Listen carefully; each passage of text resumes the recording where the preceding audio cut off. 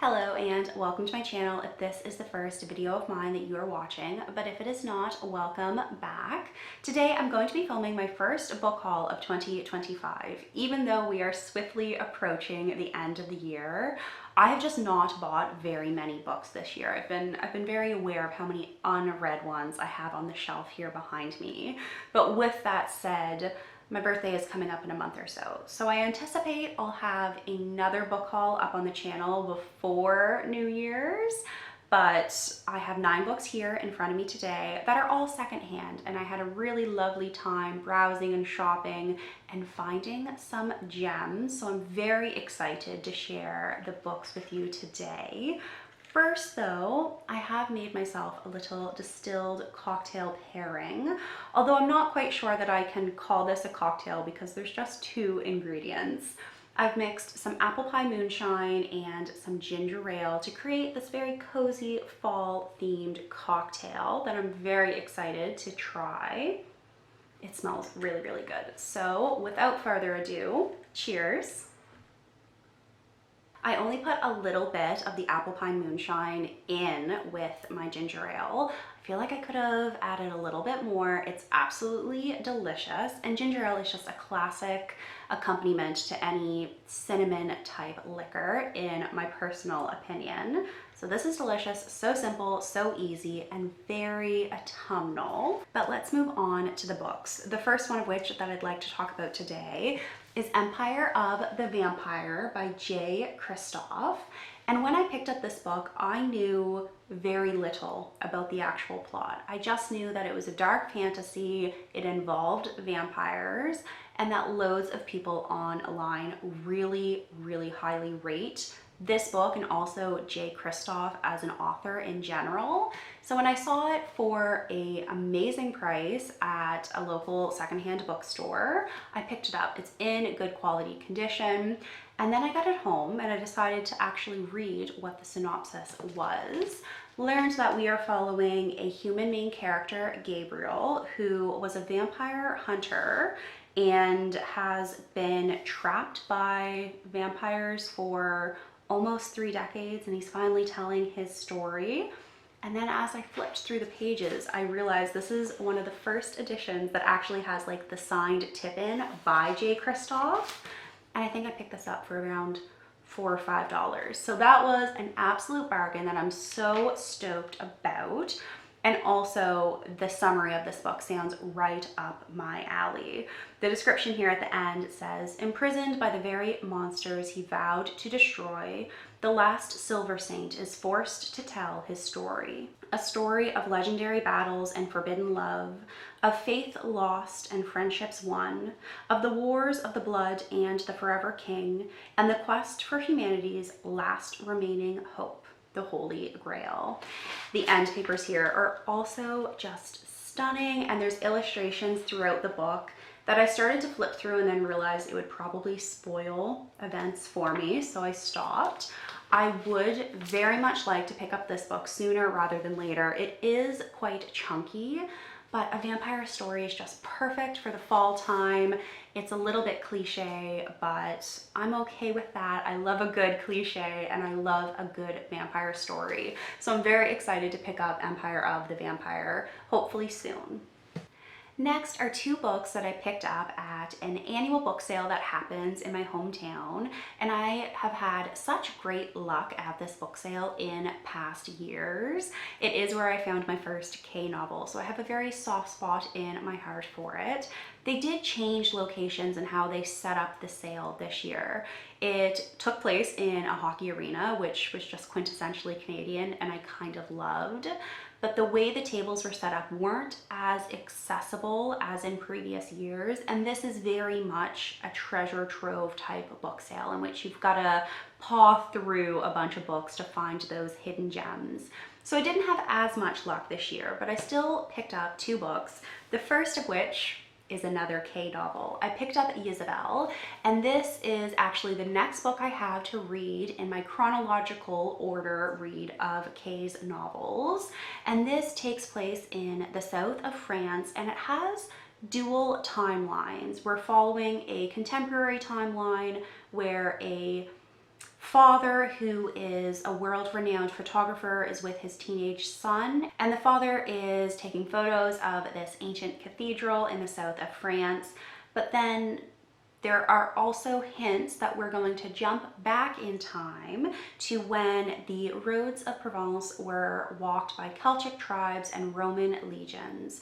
Because these roads have seen centuries of warfare, the past is still very much alive in Provence, and on one holy haunted night of the year, when the borders between the living and the dead are down and the fires are lit upon the hills, Ned finds himself drawn into a very old story playing out in the modern world, a story in which dangerous mythic figures of long ago erupt into the present, claiming and altering lives. This says it is the first contemporary novel by Kay, so I think we're just going to have some echoes of the past within its pages. I'm very much looking forward to reading Ysabel. I have traveled to the south of France a couple of times now. I love it. I have very fond memories of Marseille and Montpellier and Nice. So I'm looking forward to that. I also think there might be some spooky vibes just based off that description. So this will be another good autumnal read, I'm thinking. I will absolutely be picking it up this autumn. And it doesn't seem as long as some of Kay's other works, although that might very much just be the fact that it is an MMP. And I do know that Kay's words I like to sometimes mull over, and it takes me a little bit longer to get through his books. But yes, we'll hopefully be picking this up within the next month. If not the next month, then definitely the next 2 months. The next book is one that I'm not entirely certain when I will be picking it up, but the books were only $1 or $2 at this book sale. So I picked up The Awakening by Nora Roberts. I don't read a whole lot of Nora Roberts. I've read a few books by her over the years, but I wrote an article about Nora Roberts, and I remember reading the description at the time for The Awakening and thinking that it sounded very interesting. It is a fantasy offering from Roberts, and it has dual timelines much more prominently than Ysabel by Kay. But we are following a contemporary young woman who finds this portal between worlds, and she is the bridge between them. So we are going back and forth between the realm of this Celtic-esque place where Fae roam and the Fae hold power, as well as the modern contemporary world of Philadelphia. So I, again, don't know when for certain I'll be picking up The Awakening, which is the first book in the Dragon Heart Legacy, but I now have a copy of it on my bookshelves for when I get that inclination. The next books that I have left to talk about are all ones that I bought on Prince Edward Island whilst I was on vacation with my Grammy. And the first one is one that I've now finished reading, and that is The Last Light of the Sun by Guy Gavriel Kay. Now, I started reading this book on the island, but I had actually gotten it out from the library. And then I think on our second day, I went into this bookstore, which was called The Bookman in Charlottetown. I saw that they had a copy of The Last Light of the Sun, and I knew I had to pick it up because one, I want to own all of Kay's works, and two, I thought it was so special that I bought my copy with my Grammy. I started reading it with my Grammy, and it's just a really nice little souvenir. This is a fictional take on a period of time in which you have Anglo-Saxons and Celtic tribes and Vikings all vying for power and dominance. Since I filmed my last video and since I finished this novel now, I have learned that the Celtic tribes are very much inspired by Wales and the Welsh history, which makes a whole lot of sense in hindsight. I really enjoyed The Last Light of the Sun. I didn't love it. It's not my favorite Kay novel of all time. The narrative was a little bit too disjointed and disruptive, just the way that the characters were introduced to us and the way that we followed their individual timelines. I still gave it 4 stars, and this is a book that I can see myself going back to in the future. and one that I think I kind of want to mark up now that I have my own copy of it. It did take me a very long time to decide what edition I wanted to pick up because the bookstore had this older edition as well as the newer Penguin editions. Eventually, I landed on the compromise that I would pick up the older edition of The Last Light of the Sun because it bears a lot of resemblance to the library copy I was already reading.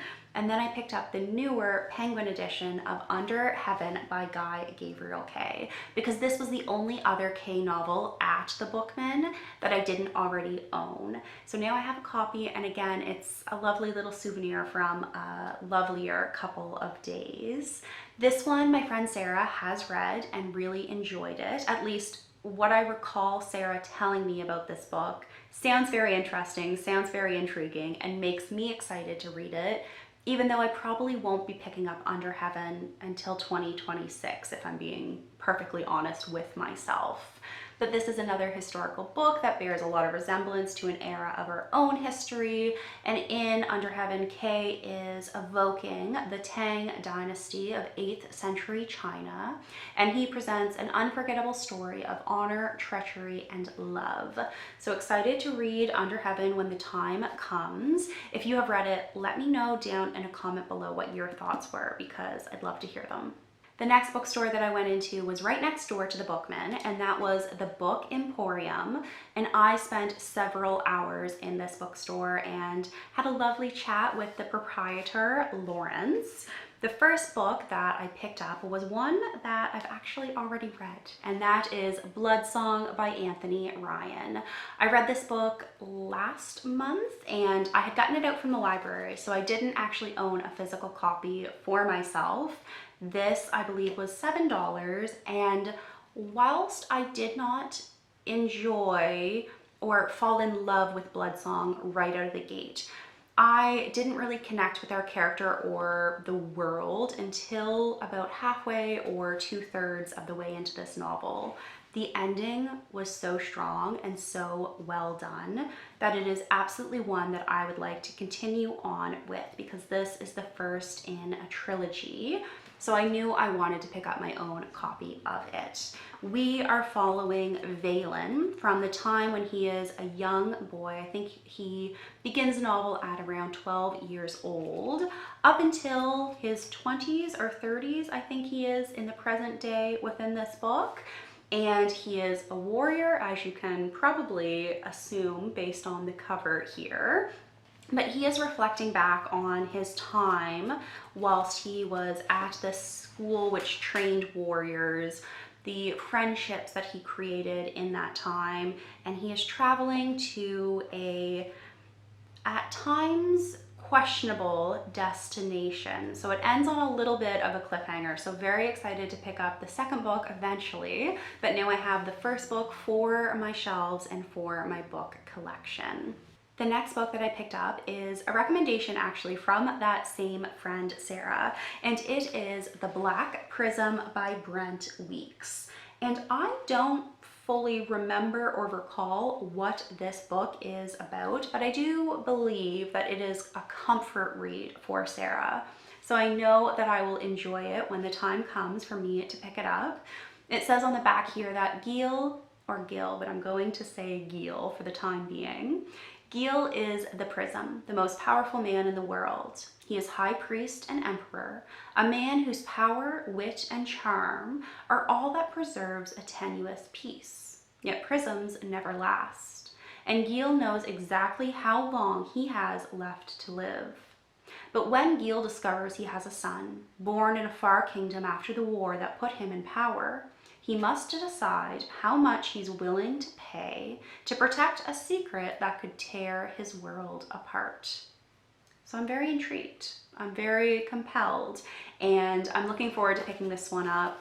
Again, I'm not entirely certain when that will be.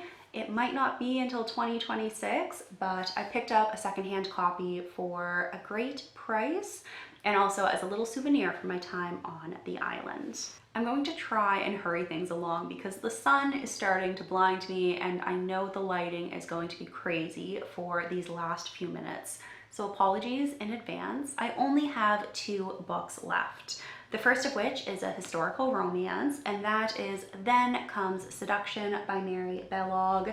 I actually started reading this one last night. I'm only a couple of chapters in, but I am enjoying it so far. I have read a handful of books by Balogh, who is a Welsh-Canadian author, and I've enjoyed them all. I don't think I've given one of her books less than 3 stars.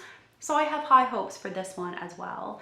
It's been several weeks since I've picked up a historical romance, and this is my comfort go-to genre when I need something just cozy in the evenings. So I am looking forward to Jasper and Catherine's love story. Jasper is a scoundrel, and he makes a bet one night that he can seduce the exquisite, virtuous Catherine. But then his plans go awry, and she reluctantly agrees to become his wife. So I think we have a little bit of a marriage of convenience, perhaps to salvage her reputation. We will see, but I'm very much looking forward to diving back into this and following along for their love story and an almost guaranteed happily ever after. Okay, I think I might have saved the lighting situation, but the last book that I picked up whilst I was on the island is The Assassin's Blade by Sarah J. Maas, with the original cover art. I finished reading the Throne of Glass novels, and I didn't have an overwhelming urge or desire to pick up the novellas. I was happy with the end of Selena's story. But when I found this book in that adorable little secondhand bookstore for $10, it felt like fate. It felt like I needed to pick it up and read a little bit of what took place before the first Throne of Glass book. So excited to chip away at this and return to the Maas verse. Again, not entirely sure when I'll be picking this up. It might not be until 2026, but I will have it waiting for me amidst my collection when that time comes. And those are the 9 books that I have picked up recently. I am very happy with all of my finds and all of the new to me books. As always, if you have read any of the books I've spoken about today, please let me know down in a comment below because I'd love to hear your thoughts about them. For now, this is going to be it for me. Thank you very much for watching this video, and I will be back soon with a new one. Bye for now.